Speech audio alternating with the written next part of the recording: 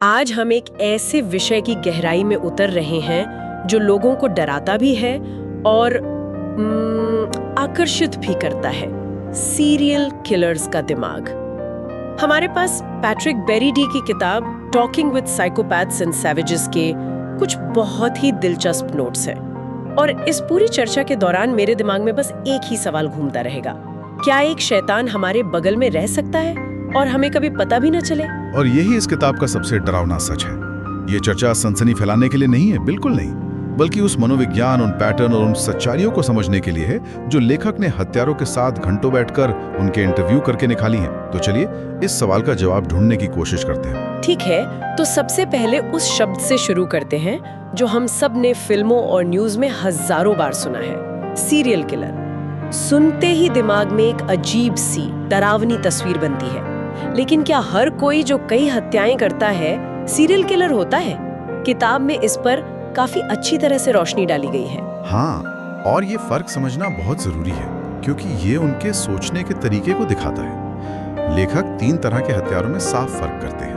पहला है serial killer, जो 3 या उससे ज्यादा हत्याएं करता है, लेकिन हर हत्या के बीच एक कूलिंग ऑफ पीरियड होता है। Cooling of period? हाँ, एक शांत समय, ये कुछ दिनों, हफ्तों या सालों का भी हो सकता है। इस दौरान वो वापस अपनी सामान्य जिंदगी में लौट जाता है। अच्छा, तो ये कूलिंग ऑफ पीरियड ही सबसे जरूरी हिस्सा है। मतलब वो अपनी कल्पनाओं की दुनिया से निकलकर वापस असल दुनिया में आ जाता है। बिल्कुल। दूसरा है मास किलर। ओके। जो एक ही बार में एक ही जगह पर बहुत से लोगों को मारता है। और तीसरा है स्प्री किलर। ये कौन होते हैं? ये कम समय में बिना किसी कूलिंग ऑफ पीरियड के अलग अलग जगहों पर हत्याएं करते रहते हैं, जब तक कि वो पकड़े ना जाएं या मारे ना जाएं। तो सीरियल किलर की खासियत उसकी प्लानिंग और कह सकते हैं उसका धैर्य है। किताब में एक और बंटवारा किया गया है, ऑर्गेनाइज्ड और डिसऑर्गेनाइज्ड। ये क्या है? क्या ये उनके काम करने का तरीका है?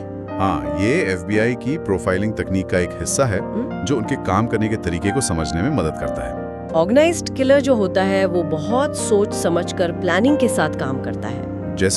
जैसे वो अपने शिकार पर नजर रखेगा, उसे अगवा करने के लिए सही मौके का इंतजार करेगा और अक्सर अपने साथ एक किट लेकर चलता है। किट?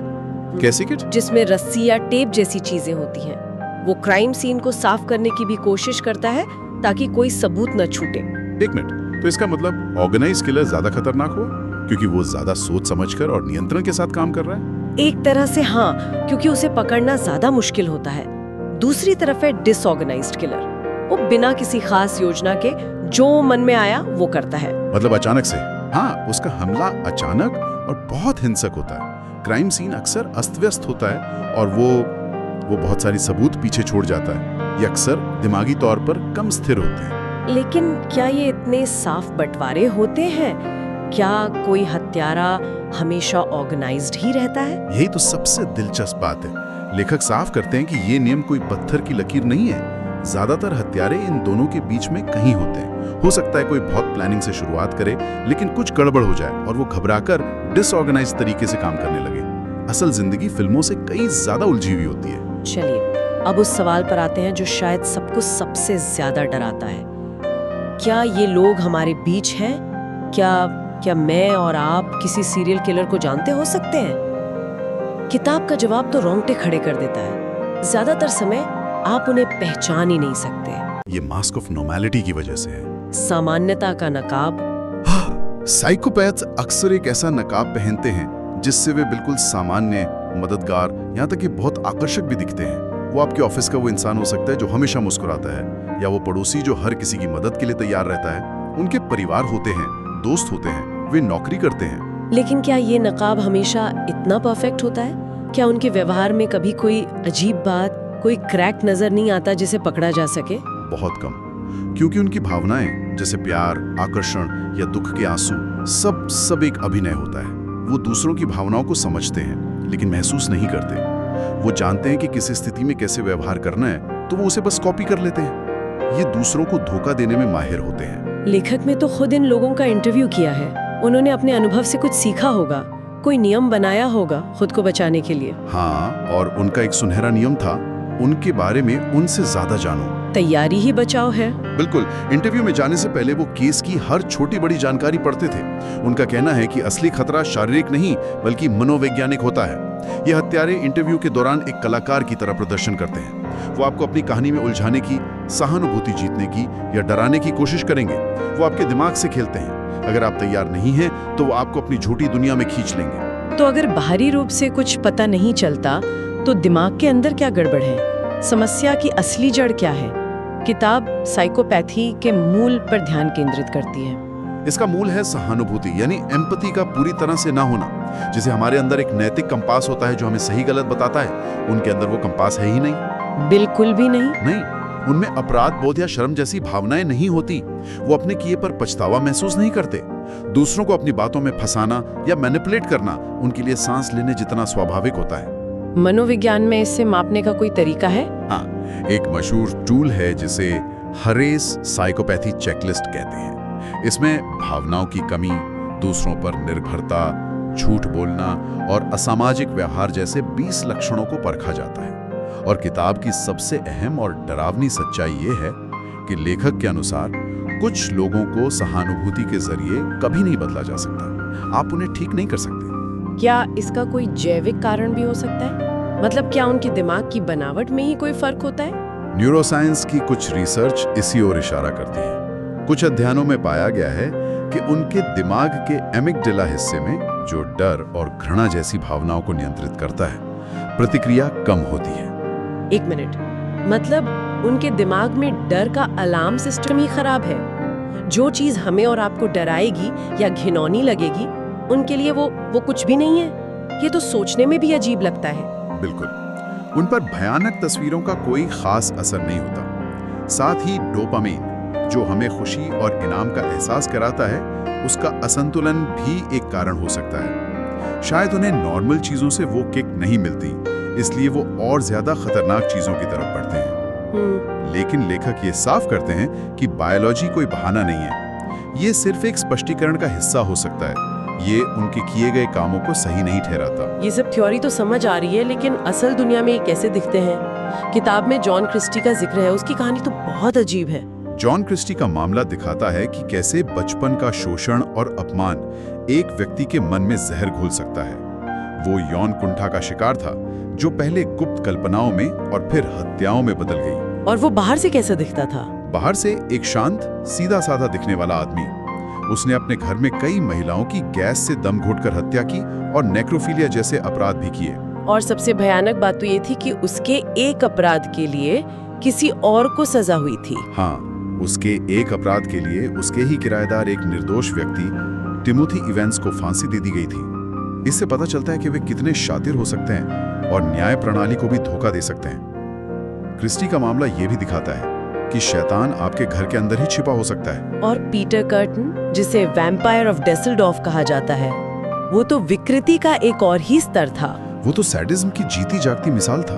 मतलब उसे दूसरों को दर्द देने में मजा आता था और ये उसके लिए एक नशा बन गया था। उसका पैटर्न बहुत साफ था। ये जानवरों पर क्रूरता से शुरू हुआ, फिर उसकी कल्पनाएं बढ़ती गईं और अंत में इंसानों की हिंसा और उनका दर्द उसके लिए यौन सुख का जरिया बन गया।